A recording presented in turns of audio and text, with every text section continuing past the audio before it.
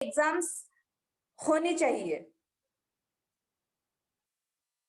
Okay, तो वो chat box में टाइप करें यस। और जिनको लगता है नहीं एग्जाम्स की कुछ जरूरत नहीं होती है, ऐसे भी हम सीख सीख सकते हैं, तो वो टाइप करें नो।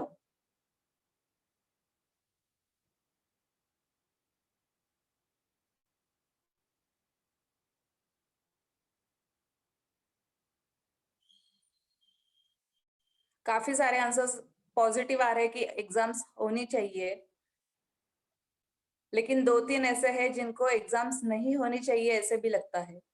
अभी मेरा नेक्स्ट क्वेश्चन है, आप में से कितने लोग हैं जिनको एग्जाम्स आने से थोड़ा टेंशन आता है कि नहीं मेरा तो हुआ नहीं, मुझे नहीं आएगा?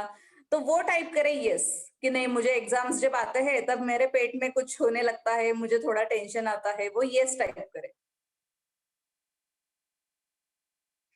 ओके, तो ऑल्दो आप पॉजिटिव है कि एग्जाम्स होने चाहिए टुवर्ड्स दैट पॉइंट, लेकिन एग्जाम का टेंशन भी आपको आता है कि कुछ तो अलग लगता है। ओके, यानी नॉर्मल नहीं लगता है हमें, जो हम रोज स्कूल में जाते हैं, रोज खाना खाते हैं, जो भी हमारा डेली लाइफ है वो चलते रहता है, वे उससे एग्जाम को हम कुछ अलग ट्रीट करते हैं, राइट? ओके, तो सबसे पहले तो मैं आपको एक फैक्ट बताना चाहूंगी कि जो भी हमारा करिकुलर का सिलेबस होता है, जो भी हमारा कंसेप्ट लर्निंग होता है, जो हमने प्रिपरेशन किया होता है, वो हमें कितना समझा है, वो सिर्फ टेस्ट करने का एक तरीका होता है एग्जाम। उसके आगे उसका कोई भी इम्पोर्टेंस नहीं होता है। यानी लाइफ में एग्जाम का इम्पोर्टेंस उतना ही होता है कि हमारे टीचर्स को, हमारे स्कूल्स को या हमारे पेरेंट्स को हमारी पोजीशन कहाँ पर है इस ईयर। मानो आप 6 में होंगे, 7, 8, जिस भी स्टैंडर्ड में होंगे, तो उस पोजीशन के अनुसार, वो सिलेबस के अनुसार आपको कितना समझा है, वो जस्ट एक टेस्ट होती है। सो दैट उससे आपको पता चले कि आपने वो माइलस्टोन तक आपकी जर्नी कौन से पॉइंट तक हुई है, आगे आपको क्या इम्प्रूव करना है।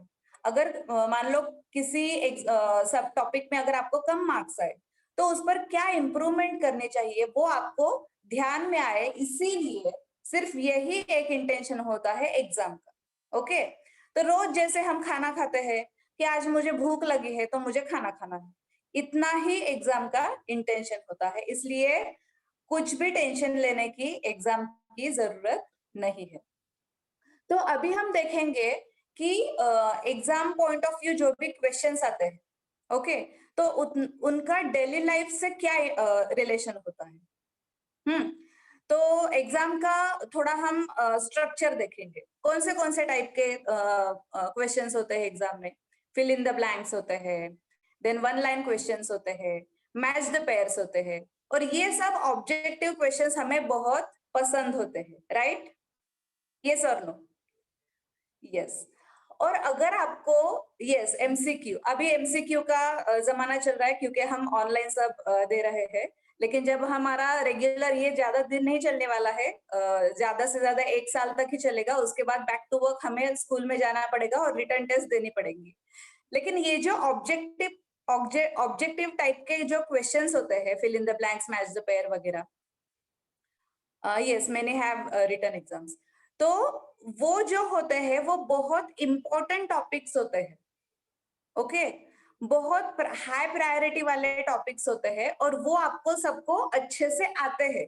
यानी जो 80% इम्पोर्टेंट टॉपिक्स होते हैं, कंसेप्ट्स होते हैं, वो तो आपको पता ही होते हैं या उनमें आपको इंटरेस्ट होता ही है, क्योंकि आपको फिल इन द ब्लैंक्स ऐसे बहुत कम होता है कि फिल इन द ब्लैंक्स आपका गलत आ गया, मैच द पेयर्स गलत आ गया, वन लाइनर आंसर जो होता है वो गलत आ गया। ऐसे कभी नहीं होता है कि नहीं मुझे नहीं आया ये, राइट, या मुझे बहुत टेंशन आता है इसका। तो ये जो पॉइंट्स होते हैं, ये अगर आपका सिलेबस से आप अगर चेक करेंगे तो ये हमेशा क्वेश्चंस जो आते हैं इन ऑब्जेक्टिव्स में, वो हमेशा हाई प्रायोरिटी वाले टॉपिक्स होते हैं। ओके, तो 80% तो आपका काम वहीं पे हो गया। ओके, तो दूसरे जो आते हैं, लाइक जहां पर जस्टिफिकेशन लगता है, कॉज एंड इफेक्ट्स आता है, जैसे गिव रीजंस होता है, राइट। तो गिव रीजंस में क्या होता है, मान लो कुछ ऐसे टॉपिक होते हैं कि डेली लाइफ से उसका क्या संबंध है, उस रिलेटेड क्वेश्चंस उसमें पूछे रहते हैं कि ऐसे ऐसे होता है क्यों, ये बताओ। राइट।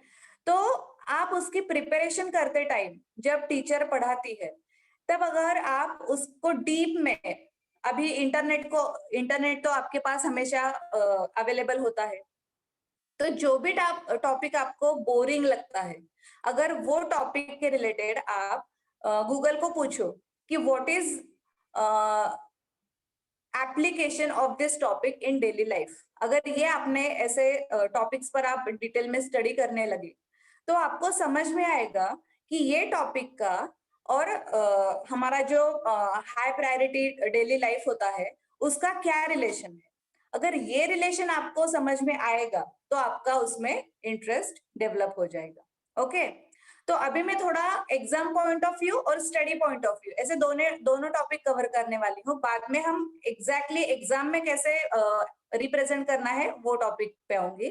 थोड़ा मैं स्टडी का भी कवर करने वाली हूँ कि स्टडी भी कैसे, टुवर्ड्स स्टडी भी कैसे हमारा अप्रोच होना चाहिए। ओके। देन अगला सेशन होता है कि शॉर्ट नोट्स होते हैं, रेफरेंस टू कॉन्टेक्स्ट होता है, देन ब्रीफ आंसर्स होते हैं। तो वो ऐसे होते हैं कि थोड़ा लॉजिकल होते हैं, थोड़ा सिक्वेंशियल होता है।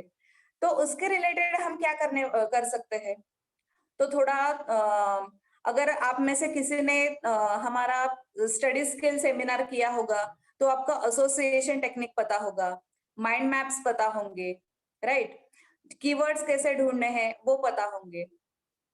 तो जब हम रेगुलर स्टडीज करते हैं, तो एक मान लो एक चैप्टर हमने पढ़ा, तो उसके नोट्स कैसे निकालने हैं, उसके दो अलग अलग रिप्रेजेंटेशंस होते हैं। एक होता है माइंड मैप एंड दूसरा होता है डिटेल्ड समरी।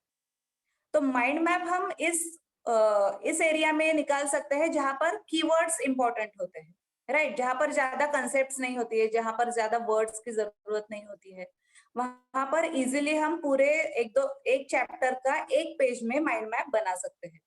तो ये हो गया नोट्स बनाने का तरीका। और दूसरा होता है डिटेल्ड समरी। तो डिटेल्ड समरी जब हम बनाते हैं किसी टॉपिक का, तो हमें मान लो ये अगर एक पेज है, ये पेज है, ओके। तो यहाँ पर हमें ऐसे एक लाइन निकालनी है हॉरिजॉन्टल टॉप पर, और दूसरी एक वर्टिकल लाइन निकालनी है, जैसे मार्जिन बनानी है हमें, ओके। फिर यहाँ पर हमें वो टॉपिक के रिलेटेड जो भी कीवर्ड्स होते हैं वो यहाँ लिखने हैं। और यहाँ पर हमें एग्जाम पॉइंट ऑफ व्यू क्या क्या आ सकता है, यानी जब हमें टीचर्स पढ़ाती है तब हमें टीचर्स बताती है, राइट, कि इस टॉपिक को ज्यादा वेटेज है, इस कंसेप्ट को ज्यादा वेटेज है, तो वो हमें यहाँ पर इस जगह पर यहाँ लिखने हैं, यहाँ पर कीवर्ड्स लिखने हैं, और फिर यहाँ पर वो कीवर्ड्स और वो टॉपिक उसके रिलेटेड जो भी समरीज होती है वो हमें यहाँ पर लिखनी है। तो ये हमें बनाना है डिटेल्ड समरी, जिस एरिया में बहुत ज्यादा थियरी होती है, थियोरेटिकल पार्ट आता है, लाइक हिस्ट्री, ज्योग्राफी, या कभी कभी साइंस में भी ऐसे आता है। ओके। तो ये होगा डिटेल्ड समरी के नोट्स कैसे बनाने हैं, और दूसरा मैंने बताया माइंड मैप। ओके। तो ये हो गया अभी नोट्स बनाने का तरीका। अभी हम जाएंगे रिप्रेजेंटेशन इन एग्जामिनेशन। तो मान लो जो एग्जामिनर्स होते हैं, वो जब आपका पेपर देखते हैं, तो सबसे पहले उनको क्या दिखता है, वो पढ़ते नहीं है, सिर्फ वो ऐसे एक झलक देखते हैं आपके पेपर की। तो उनको सबसे पहले क्या दिखता है, आपका हैंड राइटिंग। Very good अनवया।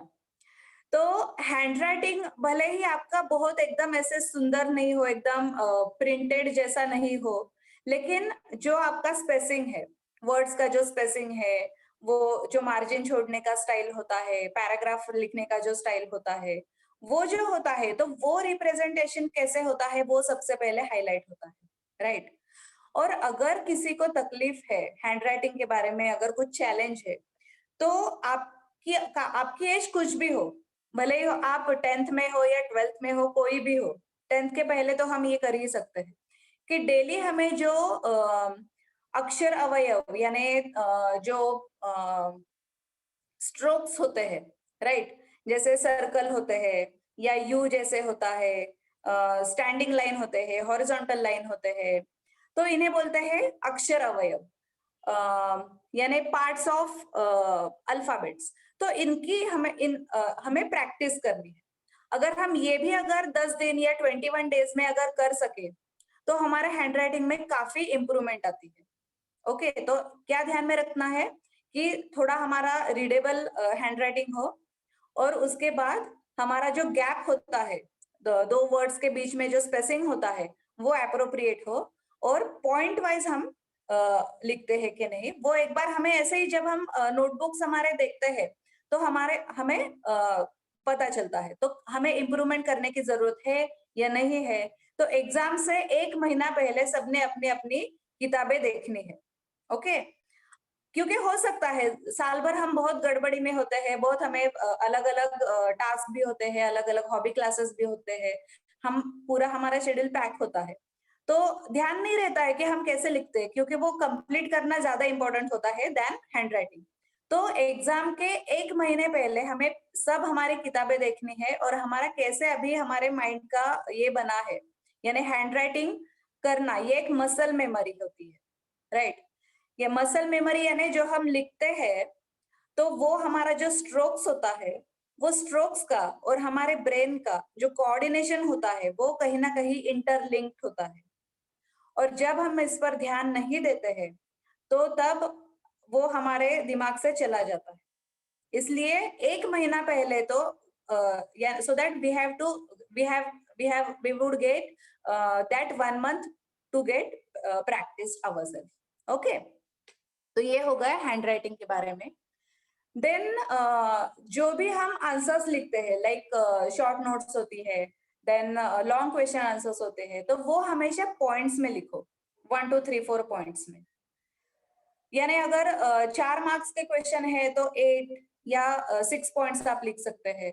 अगर 10 मार्क्स का, 10 इतने तो नहीं होंगे आपको, अगर 2 मार्क्स का क्वेश्चन है, तो 4 पॉइंट्स लिखने हैं या 6 लिखने हैं।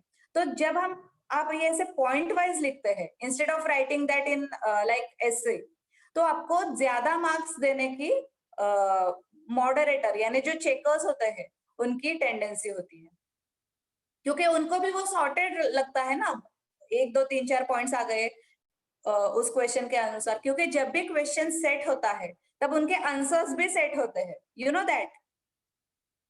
जब टीचर स्कूल्स में पेपर सेट करते हैं, तो इतने इतने मार्क्स का ये क्वेश्चन है, तो कितना इसको आंसर लिखना पड़ेगा, कौन से पॉइंट्स कवर करने पड़ेंगे, ये उनका एक खुद का कैलकुलेशन होता है।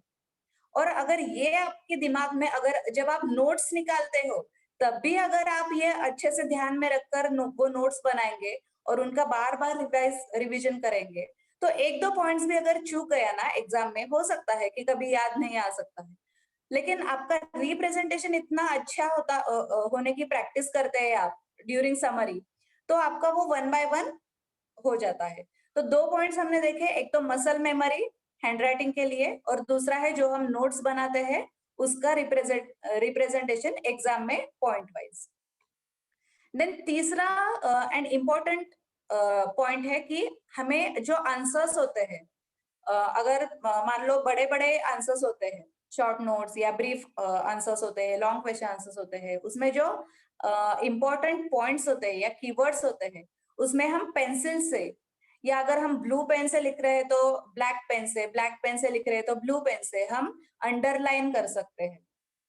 ओके, तो इसके लिए क्या लगेगा, हमें टाइम ज्यादा लगेगा, और अगर टाइम ज्यादा चाहिए तो हमें हमारा राइटिंग का स्पीड ज्यादा चाहिए, और अगर स्पीड ज्यादा चाहिए तो हमें प्रैक्टिस चाहिए लिखने की। ओके, तो ये हो गए 3 पॉइंट्स। अभी मैं टॉपिक वाइज जाऊंगी, यानी सब्जेक्ट पॉइंट में आपको गाइड करने की ये करूंगी। यानी मैथ्स, अगर आप मैथ्स का अगर पेपर लिख रहे हैं, तो जो थ्योरम्स होते हैं या प्रूव दैट जैसे एजम्पशंस होते हैं, तो उसमें अगर आप ड्राइंग्स बहुत अच्छे से निकालते हैं, बड़ा बड़ा ड्राइंग अगर निकालते हैं, तो जब आप वो थ्योरम सॉल्व करते हैं या वो स्टेटमेंट प्रूव करने का जो थ्योरी होती है वो अगर लिखते हैं, तो तब अगर ड्राइंग बड़ी होगी तो आपको मन में कंफ्यूजन नहीं रहेगा कि कैसे हमें कौन से सीक्वेंस से जाना है वगैरह ये। तो जो आप ड्राइंग्स निकालते हैं उसकी प्रैक्टिस बहुत इंपॉर्टेंट होती है। देन जो हमें गिवन इंफॉर्मेशन दिया है प्रॉब्लम में, तो वो पहले हमें राइट डाउन करना है। देन हमें क्या फाइंड आउट करना है वो राइट डाउन करना है, एंड देन हम कौन सी मेथड यूज करने वाले हैं वो लिखना है। ये अगर हम स्टेप बाय स्टेप ऐसे लिखते हैं तो फिर हमारे दिमाग में एक स्ट्रेटेजी तैयार होती है कि ये प्रॉब्लम है, ये गिवन इंफॉर्मेशन है, ये ड्राइंग, ये डायग्राम है और ये मेथड है। तो वहां पर हमारा कैलकुलेशन सब माइंड में शुरू होता है। और जब हम ये करते हैं तब हमें स्टेप्स बिल्कुल अवॉइड करने नहीं है, क्योंकि आजकल आई नो कि बहुत सारे बच्चे एबेकस को जाते हैं तो बहुत सारे बड़े बड़े कैलकुलेशंस वो मन में ही कर देते हैं। लेकिन जब भी आप ये ऐसे मन में कैलकुलेशंस करते हैं और डायरेक्ट आंसर्स लिखते हैं, तब मॉडरेटर को ऐसे लग सकता है कि आपने कॉपी किया है या कहीं से ऐसे कहीं से देखकर आपने वो लिखा है। इसीलिए आपको कभी भी स्टेप्स अवॉइड करनी नहीं है, भले ही वो छोटी सी स्टेप क्यों ना हो, आपको स्टेप बाय स्टेप ही जाना है। देन जब भी हम मैथ्स या कुछ भी न्यूमेरिकल्स होते हैं, केमिस्ट्री में हो सकते हैं, फिजिक्स में हो सकते हैं, तो वो न्यूमेरिकल्स का जो स्ट्रक्चर होता है तो वो प्री डिफाइंड होता है, राइट? तो वो जो मैंने ऊपर के पॉइंट्स बताए कि क्या हमें लिखना है, क्या दिया है, क्या फाइंड आउट करना है, तो उसका प्रैक्टिस अगर हमने बहुत अच्छे से किया तो हमें trial and error paper answer sheet में करने की जरूरत नहीं करनी पड़ेगी। तो हमें ये एक दिमाग में पक्का क्लियर करना है कि our answer sheet is not a thing to make trial and errors. तो वहां पर जो रिप्रेजेंटेशन हमें करना है वो पूरा हमारे माइंड में पक्का होना चाहिए। इसलिए वो again we will go to practice section कि जब हम न्यूमेरिकल्स प्रैक्टिस में करेंगे, जब हम मैथ्स का प्रैक्टिस करेंगे, तो तब हमें वो जो हमारा रोड मैप है, जो हमारा स्ट्रक्चर है, वो बहुत अच्छे से डिफाइन करना है। और जो रेगुलर पूछने वाले जो प्रॉब्लम्स होते हैं वो तो हमें पता चलते ही है बाद में। यानी जब हमारा बहुत सारा रिवीजन होता है, बहुत सारी प्रैक्टिस होती है, तो हम घर पर भी ऐसे हमारे सामने वो स्ट्रक्चर लगा सकते हैं दीवारों पर या आईने के सामने लगा सकते हैं, सो दैट वो स्ट्रक्चर अगर हमारे दिमाग में आ जाए ना या वो फिट हो जाए, तो फिर एग्जाम में वो हम मिस करने के चांसेस बहुत कम होते हैं। देन हम आएंगे हिस्ट्री की तरफ। अब हिस्ट्री क्या होता है? हिस्ट्री तो ऐसे होते हैं कि कुछ इंसिडेंसेस होते हैं जो पास्ट में घटी हुई होती है, यानी वो स्टोरीज के फॉर्म में होती है, राइट? तो अगर एसोसिएशन मेथड आपको पता होगी, तो जो भी आंसर्स हम प्रिपेयर करते हैं हिस्ट्री में, तो वो अगर हम एसोसिएशन मेथड से करेंगे तो पॉइंट्स भूलने की टेंडेंसी बहुत कम होती है। देन 5 वाइज आपको पता है क्या? 5 डब्ल्यूज, why, when, who, where, then what। तो ये जो 5 W's है, तो वो हमें हमेशा ध्यान में रखने हैं जब भी हम नोट्स निकालते हैं तब, और जब हम रिवाइज करते हैं तब। अगर ये एक बार हमारे पूरी तरह से रीइंफोर्समेंट हो जाए, तो उसके अनुसार हम स्टोरीज बनाकर उसका एसोसिएशन करके पॉइंट वाइज हम लिखते हैं। और जैसे मैंने पहले ही बताया कि हमें एसोसिएशन मेथड यानी पॉइंट पॉइंट में लिखना है, यानी 1 2 3 4 पॉइंट्स में लिखना है। एसोसिएशन मेथड बेटा हम स्टडी स्किल्स जो होते हैं ना उस टॉपिक के में लेते हैं। अगले बार हम कवर करने का वो कोशिश करेंगे, लेकिन अगर हम उसके डिटेल में अभी जाएंगे ना तो बाकी का अगर हमारा आगे का रह जाएगा। ओके, देन हिस्ट्री में भी अगर हम ड्राइंग्स निकाल सकते हैं तो बहुत अच्छा हमारा रिप्रेजेंटेशन आ सकता है और हमारा अच्छा इंप्रेशन एग्जामिनर पर पड़ सकता है। यानी अगर कुछ घटना घटी है, राइट, तो उसका कुछ तो लोकेशन होगा, कुछ तो कंट्री होगी, कुछ तो इन्वॉल्वमेंट होगा, कुछ राजाओं का होगा, कुछ सिविलाइजेशन का होगा, कौन से कंट्री का होगा, राइट? जैसे इजिप्शियन सिविलाइजेशन होता है, देन अर्ली वैदिक होता है, तो कहीं ना कहीं तो लोकेशन होगा वो। तो वो अगर हम ट्रैक करें, अभी गूगल पे पर भी हमें इंफॉर्मेशन मिल सकती है, तो वो हम अगर मैप में अगर डाल के अगर वो रिप्रेजेंट करें, तो उसका भी हमें बहुत अच्छा फायदा होता है। Then we will see geography. तो ज्योग्राफी में ये मैंने आपके एग्जाम्पल के लिए ये इंडिया का स्टेंसिल दिखा रही हूँ मैं आपको। तो ऐसे हमें अलग अलग कंट्रीज के स्टेंसिल्स मिलते हैं। ओके, किसी ने यूज किया है स्टेंसिल्स का? ओके, यस, ओम ने किया है, टीम सोहम, ओके, अन्वया ने किया है। तो ये स्टेंसिल्स कहाँ कहाँ हम यूज कर सकते हैं? तो मान लो ज्योग्राफी में लैंडफॉर्म्स होते हैं, रिवर्स होते हैं, अलग अलग माउंटेन्स होते हैं, और उसके रिलेटेड जो थियरी होती है, इंफॉर्मेशन होती है, स्पेशलिटीज होती है, उसके रिलेटेड ज्यादातर क्वेश्चंस होते हैं, राइट?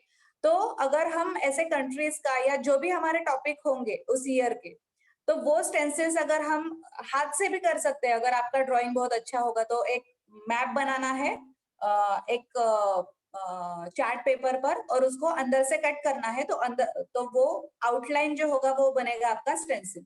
तो जो भी क्वेश्चन आता है उस एरिया का, अब अगर आप वो मैप बनाते हो,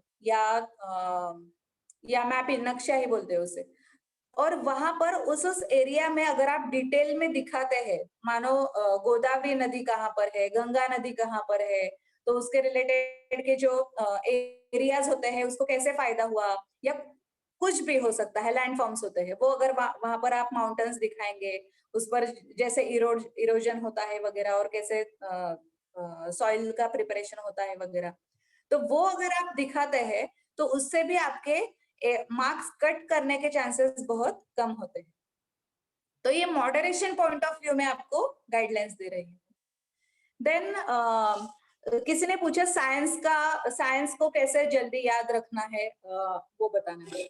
तो साइंस जनरली कैसे होता है, साइंस और ज्योग्राफी वगैरह उसका बहुत क्लोज रिलेशन होता है। जैसे अभी मैंने बताया लैंडफॉर्म्स वगैरह, तो उसका कन्वर्जन सॉइल में कैसे होता है, देन एक्सट्रैक्शन ऑफ ओर्स होता है, तो वो एक स्ट्रक्चर्ड वे होता है, राइट? यानी for example extraction of ores, तो कौन से एरिया में वो एक्सट्रैक्ट करते हैं, वो लोकेशंस के नाम, फिर कौन सी मेथड यूज करते हैं वो डिग करने के लिए, देन और एक बार हाथ में आने के बाद उसको उसको प्यूरिफिकेशन के लिए क्या केमिकल प्रोसेसेस होते हैं, क्या फिजिकल प्रोसेसेस होते हैं।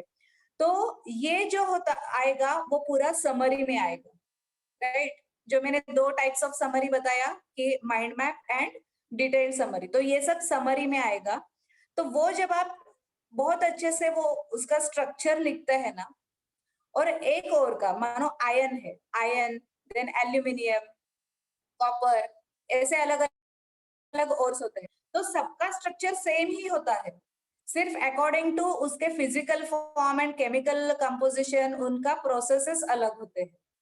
तो वो सिर्फ हमें अलग अलग सेग्रीगेट करना है। Then biology point of view अगर आपका होगा, तो बायोलॉजी में अलग अलग डायग्राम्स होते हैं, साइकिल्स होते हैं, लाइफ साइकिल्स होते हैं, देन प्रोसेसेस होते हैं कि कैसे ह्यूमन बॉडी होते हैं, देन अलग अलग सिस्टम्स होती है। तो ये पूरा उनका लॉजिकली जब हम ऐसे समरीज बनाते हैं, तो वो हम जल्दी अगर आपको है, यानी एक हफ्ते में अगर आपको पढ़ाई करनी है, तो वो जब हम बार बार पढ़ते हैं, तो विद इन 1 वीक आप हमारा स्टडी हो जाता है। अभी स्पेसिफिक आपको कुछ क्वेश्चन है किसी टॉपिक के रिलेटेड या कुछ किसी सब्जेक्ट के रिलेटेड?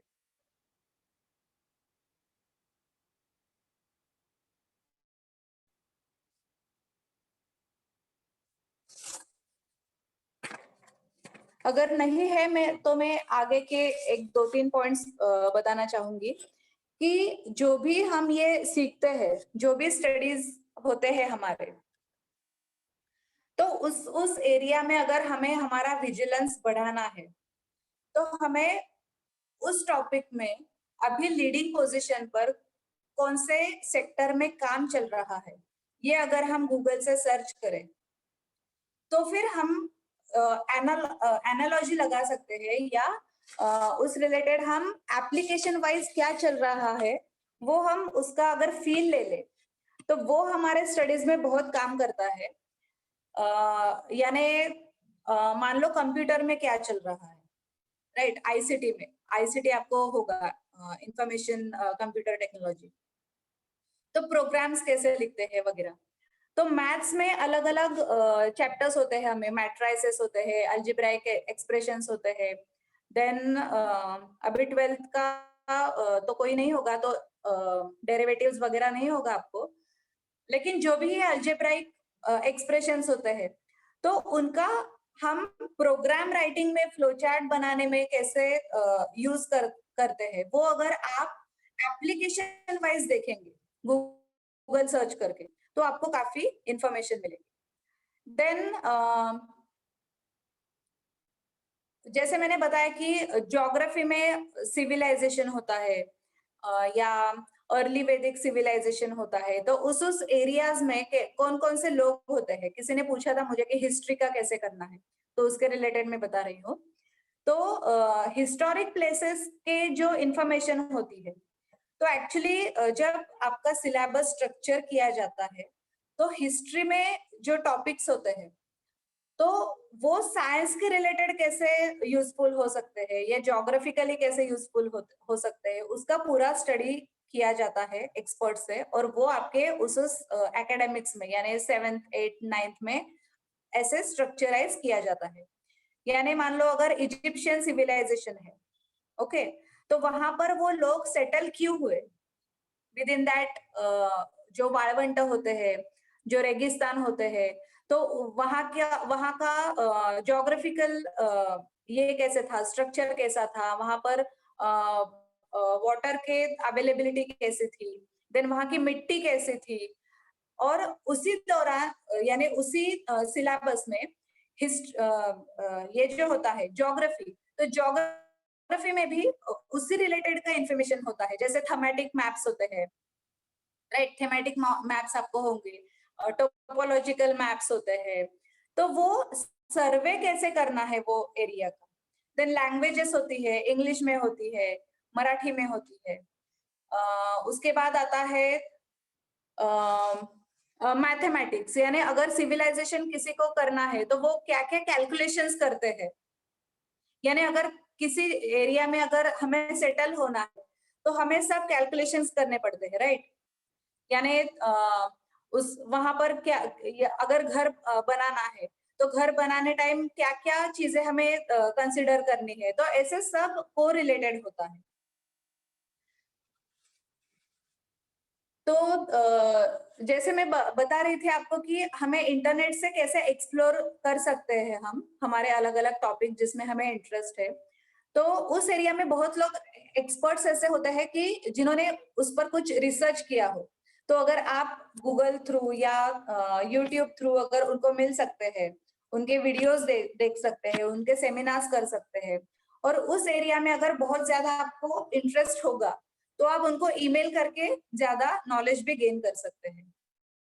और ये सब आप उनके नोट्स आपके डिटेल समरी में लिख सकते हैं, सो दैट जब आप पेपर में एग्जामिनेशन में रिप्रेजेंट करेंगे, तो तब आपको ये पॉइंट्स इतने रीइंफोर्स होंगे आपके दिमाग में कि आप एक भी पॉइंट मिस नहीं करेंगे। ओके, तो आई होप आपको रिप्रेजेंटेशन पॉइंट ऑफ व्यू क्या क्या पॉइंट्स कंसिडर करने चाहिए, वो उनका क्लैरिटी आई होगी। और आपको मैं पूछना चाहूंगी कि आज के सेशन से कोई भी दो पॉइंट्स आपको लिखने हैं जो आपको टेक होम लग रहे हैं, यानी आज के टॉपिक से आपको क्या लग रहा है कि ये 2 पॉइंट्स है जिस पे मुझे काम करना चाहिए।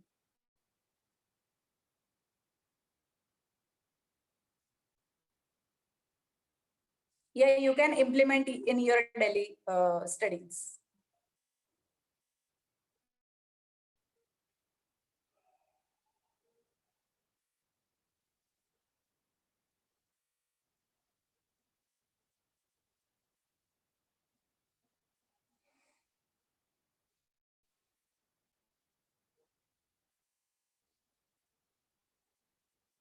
Extra question means out of question paper you are asking, और 4 में से 5 5 में से अगर 3 लिखना है, तो अगर आपने 4 लिखे, ऐसे पूछ रहे? ओके। नहीं, क्योंकि कैसे होता है वो मार्किंग सिस्टम, और जो होता है वेटेज होता है वो पूरा उनका डिफाइन होता है, राइट? तो भले ही आपने 4 लिखे, आपके पास टाइम है और 5 में से 3 लिखने और आपने 4 लिखे, तो वो 3 मार्क्स के ही आपको 3 क्वेश्चंस के ही आपको मार्क्स देंगे। उसमें से जो बेस्ट बेस्ट ऑफ 3 होंगे, उनके वो मार्क्स देंगे।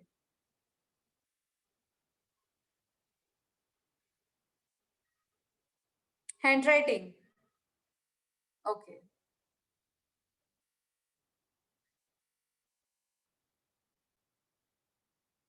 Yes, yes, absolutely. लेकिन उसके लिए हमारा स्पीड बहुत अच्छा होना चाहिए, क्योंकि हमें बाकी का पेपर भी कवर करना होता है। तो इसलिए हम क्या ट्रिक यूज कर सकते हैं, जो जो भी हमें डायग्राम बनानी है, वो डायग्राम हम पहले निकालेंगे, पूरा क्वेश्चन आंसर शीट हम कंप्लीट कर देंगे।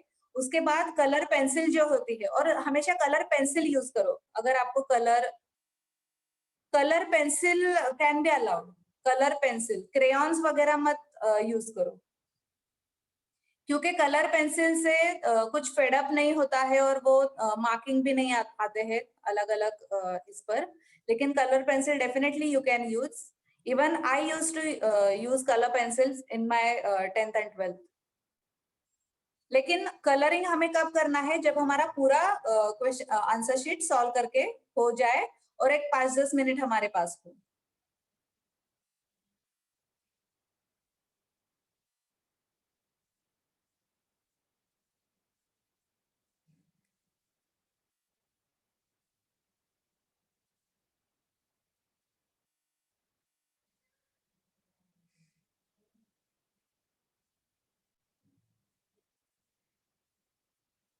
ओके, आई होप आप और वैसे आपकी कितने बच्चे हैं जिनके एग्जाम अभी बाकी है? ओके, निशा की बाकी है, ओम की बाकी है। तो आई होप ये सेशन आपको यूजफुल रहेगा आपके स्टडीज नोट्स निकालने के लिए, and exam point of view representation के लिए।